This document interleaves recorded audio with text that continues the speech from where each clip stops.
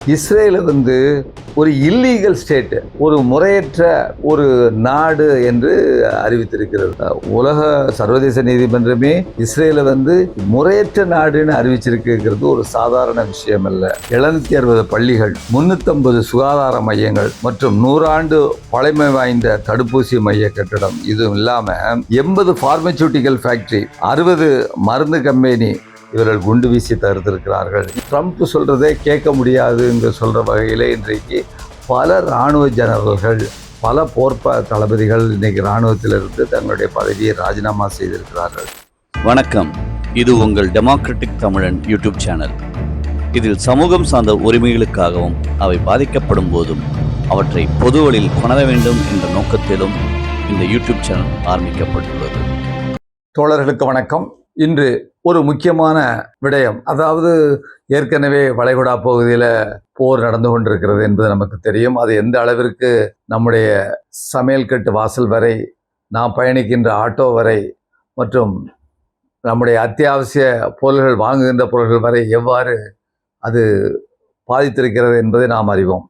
ஆனால் இன்றைக்கு அதை விட தாண்டி வளைகுடாவில் என்ன நடந்துகிட்டு இருக்கிறது நேற்றும் இன்றைக்கும் அப்படிங்கிற விஷயத்த நம்ம இன்னைக்கு பார்க்கலான்னு நினைக்கிறேன். அதில் ஒரு முக்கியமான செய்தியாக இன்றைக்கு சர்வதேச நீதிமன்றம் தி ஹேக்கில் இருக்குது. அது அவங்க என்ன சொல்லியிருக்காங்கன்னு கேட்டிங்கன்னா, அதாவது பாலஸ்தீனை பிடித்து வைத்திருக்கக்கூடிய அந்த இடத்துல இருந்து இஸ்ரேல் வித்ட்ரா பண்ணணும், திரும்ப வர வேண்டும் என்றும், இஸ்ரேலை ஒரு இல்லீகல் ஸ்டேட், ஒரு முறையற்ற ஒரு நாடு என்று அறிவித்திருக்கிறது. இது ஒரு முக்கியமான செய்தியாக நாம் பார்க்கிறோம். இது சாதாரண செய்தி இல்லை. இது பாலஸ்தீன தனி நாடு பாலஸ்தீனமாக அறிவிக்கப்பட வேண்டும் என்கிற அந்த கொள்கையை நோக்கி இது போகிறதுல ஒரு மிகப்பெரிய ஒரு முன்னேற்றமாக நாம் பார்க்க வேண்டியிருக்கிறது.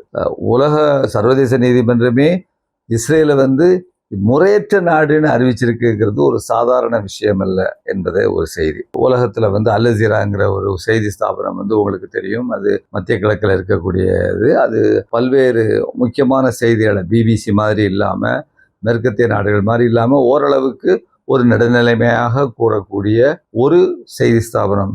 அது என்ன சொல்லியிருக்குன்னு சொன்னால், இஸ்ரேலும் அமெரிக்காவும் சேர்ந்து திட்டமிட்டே ஈரான் மக்கள் இருக்கக்கூடிய உள்கட்டுமான வசதிகளை அழித்து கொண்டிருக்கிறதுன்னு சொல்லியிருக்கிறாங்க. அதில் எப்படின்னு பார்த்தீங்கன்னா, 760 பள்ளிகள், 350 சுகாதார மையங்கள் மற்றும் 100 ஆண்டு பழமை வாய்ந்த தடுப்பூசி மைய கட்டடம், இதுவும் இல்லாமல் 80 பார்மசூட்டிக்கல் ஃபேக்டரி, 60 மருந்து கம்பெனி, மருத்துவமனை, மிக பழமையான அந்த மருத்துவமனை, கேன்சர் மற்ற விஷயங்களாக பார்க்கக்கூடியது, 100 ஆண்டுகளுக்கு மேலே உள்ள மருத்துவமனையை இவர்கள் குண்டு வீசி தடுத்திருக்கிறார்கள். இது ஒரு வார் கிரைம், அதாவது போர் குற்றமாக இது கருதப்படும். இதை அமெரிக்காவும் இஸ்ரேலும் சேர்ந்தே செய்திருக்கிறது ஒரு செய்தி. அப்புறம் இது ஒரு பக்கம் இப்படி நடந்துகிட்டு இருக்கும் பொழுதே, அமெரிக்காவில் மிகப்பெரிய அளவிற்கு உள்நாட்டில் மக்கள் கொந்தளிப்பு இருக்குது ஒரு பக்கம். அது இல்லாமல் இராணுவத்து மத்தியிலேயே மிகப்பெரிய அளவிற்கு கலகம் நடக்கக்கூடிய வகையிலே, அதாவது ட்ரம்ப் சொல்றதே கேட்க முடியாதுங்க சொல்ற வகையிலே இன்றைக்கு பல இராணுவ ஜெனரல்கள், பல போர்ப்ப தளபதிகள் இன்னைக்கு இராணுவத்திலிருந்து தங்களுடைய பதவியை ராஜினாமா செய்திருக்கிறார்கள். அதில் முக்கியமாக ஒரு தளபதி என்ன சொல்லியிருக்கிறாருன்னு கேட்டிங்கன்னு சொன்னால், அவர் அந்த ரிசைன்மெண்ட், அவர் தான் chief of the army staff அப்படின்னு சொல்கிறாங்க. தன்னுடைய பதவியை ராஜினாமா செய்துவிட்டு 1 மணி நேரத்தில் ஒரு ஸ்டேட்மெண்ட்டை கொடுத்துருக்கிறாரு. இது யாரும் இதுபோல் ஸ்டேட்மெண்ட்டை, அது ஒரு மிலிட்டரி டாப் ஆஃபீஸர் கொடுத்ததில்லை. ஒரு பைத்தியக்கார மனிதன் அமெரிக்க இராணுவத்தை அழிக்கப் போகிறான் அப்படிங்கிற ஒரு செய்தியை அந்த chief of the army staff ரிசைன்மெண்ட்டை 1 மணி நேரத்திலே கொடுத்துருக்கிறாருங்கிறது எவ்வளவு அந்த நாட்டுக்குள்ள இராணுவத்து மத்தியிலேயே ட்ரம்ப்புக்கு எதிரான ஒரு மனோநிலைமை அது நிலவி வருகிறதுங்கிறத நம்ம பார்க்க முடியுது. அப்புறம் இன்னொரு முக்கியமான விஷயம் பார்த்தீங்கன்னு சொன்னால், 2 நாளைக்கு முன்னால் அமெரிக்காவுடைய F-35 விமானம் சுட்டு வீழ்த்தப்பட்டதுங்கிறது உங்களுக்கு எல்லாம் தெரியும் ஈரானால். அதிலிருந்து எஜெக்ட் ஆகி வெளியே குதித்த 2 விமானிகள், ஒருத்தரை அமெரிக்கா அவங்க காப்பாற்றிட்டாங்க, பத்திரமா அவங்க கொண்டு போயிட்டாங்க. இன்னொரு விமானி ஈரான் தரப்பில் அவர் விழுந்தவரை அமெரிக்காவால் காப்பாற்ற முடியல. அவரை காப்பாற்றுவதுனா இந்த சென்ஸ் வந்து அவரை போய் வந்து தங்களுடைய தரப்பில் எடுத்துகிட்டு வர்றதுக்கு முயற்சி செய்த அந்த முயற்சி தோல்வி அடைந்து விட்டது. அதில் ஒரு ஹெலிகாப்டர் தையும் கூட இழந்திருக்கிறாங்க. ஆனால் ஒரு விமானியை அப்படி பிடிச்சிட்டாங்க. யார்? ஈரான். இப்போ என்ன சொல்கிறாங்க, அந்த ஒரு விமானி எங்களிடம் இருக்கிறாரு, அந்த ஒரு அமெரிக்க விமானியை நாங்கள் விட்டோம் என்று சொன்னால் அதற்கு ஈடாக ஒரு 10,000 பாலஸ்தீன கைதிகளை நீங்கள் விட வேண்டும் அப்படின்னு சொல்லியிருக்கிறாங்க. உங்களுக்கு தெரியும், ஏற்கனவே நம்ம பத்திரிகைகளையும் காணொலிகளையும் பார்த்துருப்போம். ஒரு 10,000த்திற்கும் மேலான பாலஸ்தீன கைதிகளுக்கு மரண தண்டனை அறிவிச்சிருக்கிறாங்க. இன்னும் மரண தண்டனை போடலை, அறிவிச்சிருக்கிறாங்க. அதில் வந்து கிட்டத்தட்ட 4,000 சிறுவர்கள் இருக்கிறாங்கங்கிற ஒரு கொடுமையான சூழ்நிலையில் இன்றைக்கு ஈரான் இராணுவம் இவ்வாறு அறிவித்திருக்கிறது. என்ன, ஒரு விமானியை நாங்கள் விட்டோம்னு சொன்னால் 10,000 பாலஸ்தீன கைதிகளை நீங்கள் விடணும் அப்படின்னு சொல்லிட்டு. இஸ்ரேல் நாடு எவ்வளவு ஒரு மனித நேயமில்லாத நாடு அப்படிங்கிறத நம்ம பார்க்கணும். ஈரான் மீது நியூட்ரான் குண்டுன்னு சொன்னால் அது ஒரு புது வகையான ஒரு அணுகுண்டுன்னு வைங்களேன். அது எப்படின்னா வந்து அணுகுண்டு போட்டால் எல்லா இடமுமே வந்து பில்டிங் கட்டடங்கிட்ட அனைத்தும் பஸ்பமாயிரும், ஆவியாயிரும். அந்த அளவுக்கு உஷ்டம்.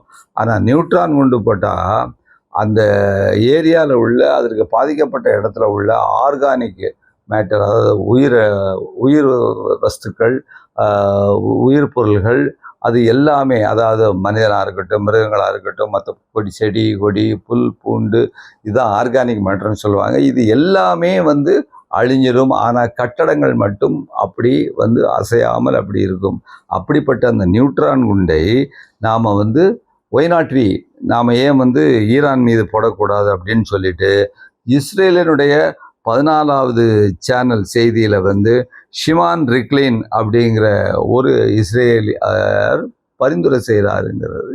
எந்த அளவுக்கு அணுகுண்டை போடணும், அதுலேயும் பில்டிங்கை அழிக்காமல் மக்களை கொல்லக்கூடிய அணுகுண்டை போடணும் அப்படிங்கிறத ஒரு இஸ்ரேலியர் சொல்லும் பொழுது பார்த்திங்கன்னா எந்த அளவிற்கு மனித நேயமில்லாத மக்களாக அவர்கள் இருக்கிறார்கள் அப்படிங்கிறத நம்ம பார்க்க முடியுது. அப்புறம் இன்னொரு செய்தி பாருங்கள், ஈரானில் இருந்து அவங்க சொல்கிறாங்க, அந்த ஈரான் இராணுவ தலைமை சொல்கிறாங்க, இந்த போர் யாருக்கு இடையில நடக்க தெரியுமா? 2 நாடுகளுக்கு இடையில நடக்கலை, மனிதத்துவத்திற்கும் எப்ஸ்டீன் பேரரசிற்கும் இடையிலான போர். அதில் நாங்கள் வெல்கிறோம். எப்ஸ்டீன்ங்கிறது உங்களுக்கு தெரியும், ஒரு எப்ஸ்டீன்கிற ஒரு மனிதன் வந்து இஸ்ரேலுடைய ஒரு உளவாளியாக இருந்து அந்த மனிதன் கிட்டத்தட்ட 30 ஆண்டுகளாக ஒரு தனி தீவு வைச்சிருந்து உலகத்தில் உள்ள பல்வேறு தலைவர்களை அந்த தீவுக்கு கூட்டு போய் அந்த இளம் பெண்களை, பெண் குழந்தைகளை அவர்களுக்கு சப்ளை செய்து அந்த படங்களை எல்லாம் எடுத்து வைத்து கொண்டு அதை வைத்து உலகத்தை மிரட்டக்கூடிய ஒருத்தன் பேர் தான் எப்ஸ்டீன். அவனுடைய ஃபைலில் ட்ரம்ப்புடைய பெயரும் வந்து 1000 இடங்களுக்கு மேலே அடிபட்டிருக்கு. பல உலக தலைவர்கள் இருக்கிறாங்க. அதில் நம்முடைய நாட்டில் இருந்து அம்பானியோடைய பெயர் கூட இருக்கிறதாக வந்து செய்திகள் அடிபட்டிருக்கின்றன. அதனால் இந்த எப்ஸ்டீன் ஃபைல்களில் அது இருக்கக்கூடிய அந்த ஃபைல்களில் குற்றவாளிகளாக இருக்கக்கூடிய, அதில் ஈடுபட்டிருக்கிற பாலியல் குற்றத்தில் ஈடுபட்டிருக்கக்கூடிய அந்த தலைவர்கள் இருக்கக்கூடிய பேரரசு, அதாவது அமெரிக்கா, அந்த பேரரசிற்கும் மனிதத்துவத்திற்கும் இடையிலான போராக இது நடக்கிறதுன்னு சொல்லிட்டு ஈரான் வந்து சொல்கிறாங்க.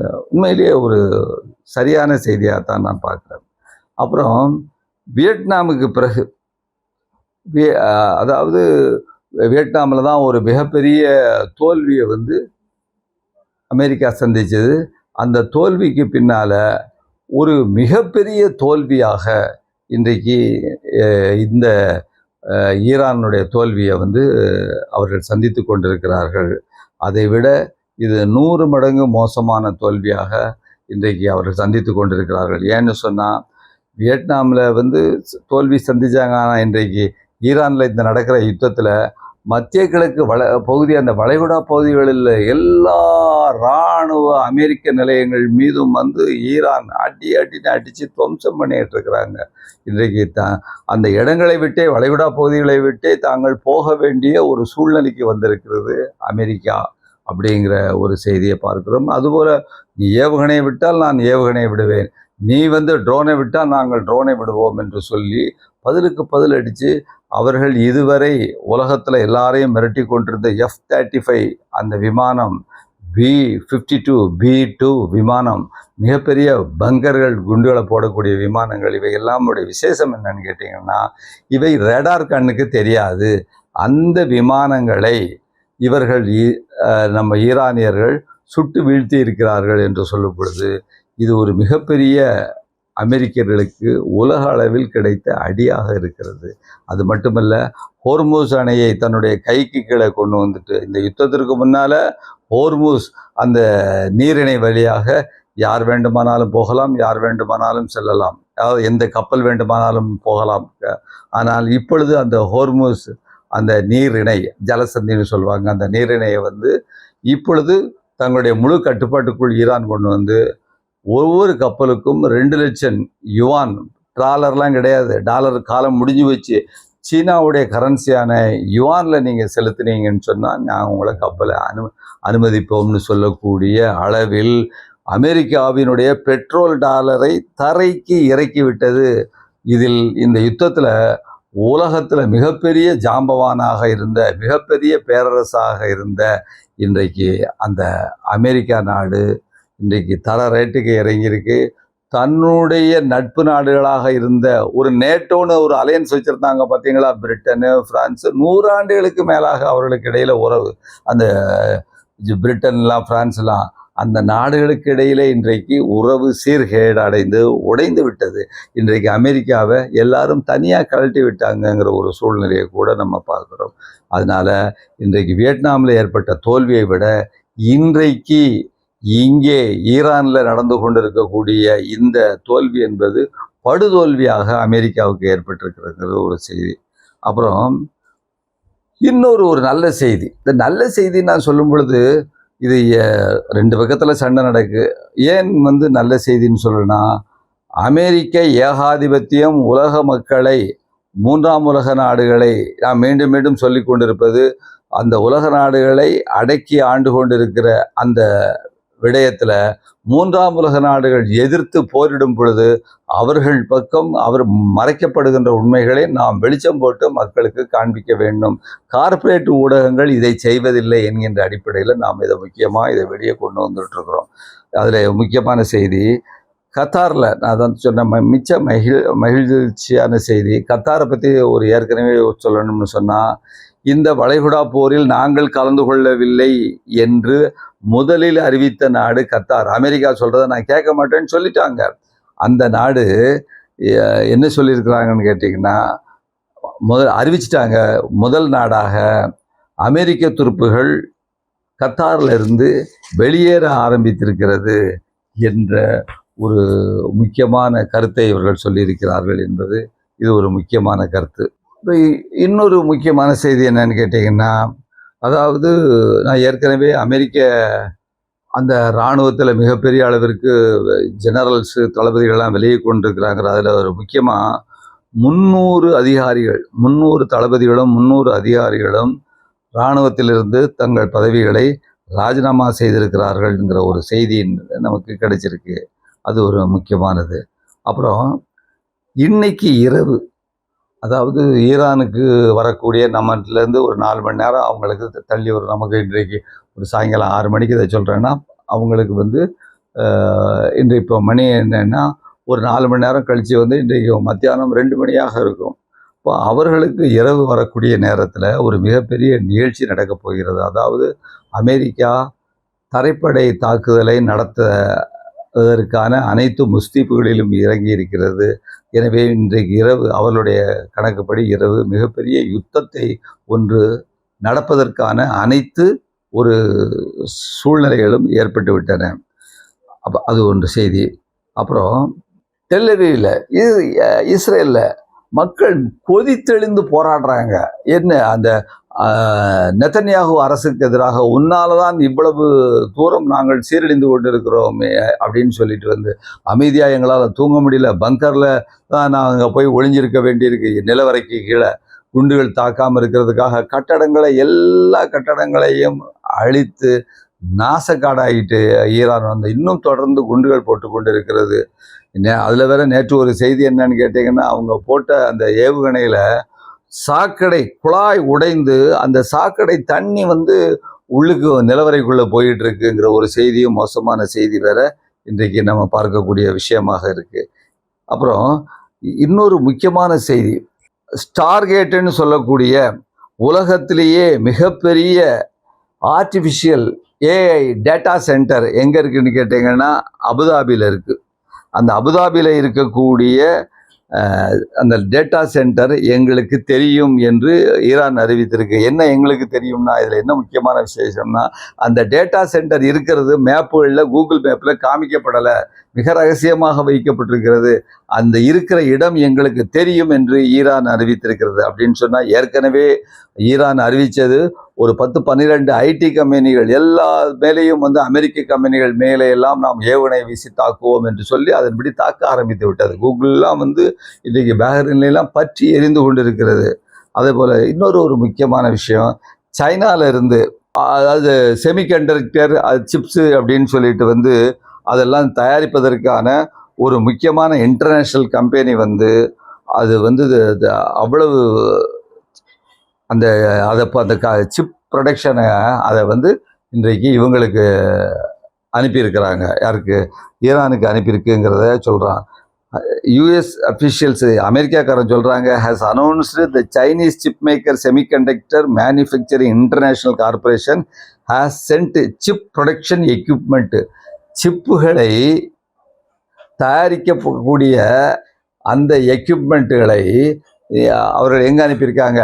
இன்றைக்கு ஈரானுக்கு அனுப்பியிருப்பதாக வந்து சைனா அனுப்பியிருப்பதாக அமெரிக்கா சொல்லக்கூடிய ஒரு செய்தியை இன்றைக்கு பார்த்துக்கிட்டு இருக்கோம். அப்புறம் இந்த ஒரு முக்கியமான கடைசியாக ஒரு செய்தி, அதில் உள்ள ஒவ்வொரு நாடும் இன்றைக்கு தனித்தனியாக ஈரானோடு பேச்சுவார்த்தை நடத்தி கொண்டு இருக்கிறார்கள். ஐயா, எங்களுக்கு கப்பலில் வந்து ஆயில் வேணும், எங்கள் கப்பலை விட்டுருங்கன்னு சொல்லிட்டு வந்து இன்றைக்கு யாரெல்லாம் பேச்சுவார்த்தை நடத்துகிறாங்கன்னு சொன்னால், ஒன்று யூகே நடத்துகிறாங்க, ஃப்ரான்ஸ் நடத்துகிறாங்க, சுவிட்சர்லாந்து நடத்துகிறாங்க அப்படின்னு சொல்லிட்டு வந்து அவங்க எல்லாம் பேச்சுவார்த்தை நடத்துறதுல என்ன ஒரு முக்கியம்னா, அமெரிக்காவோடு கலந்து கொள்ளாமல், அமெரிக்காவிடம் கேட்காமல் இவர்கள் தனியாக இதுவரைக்கும் என்ன நடந்திருக்கு?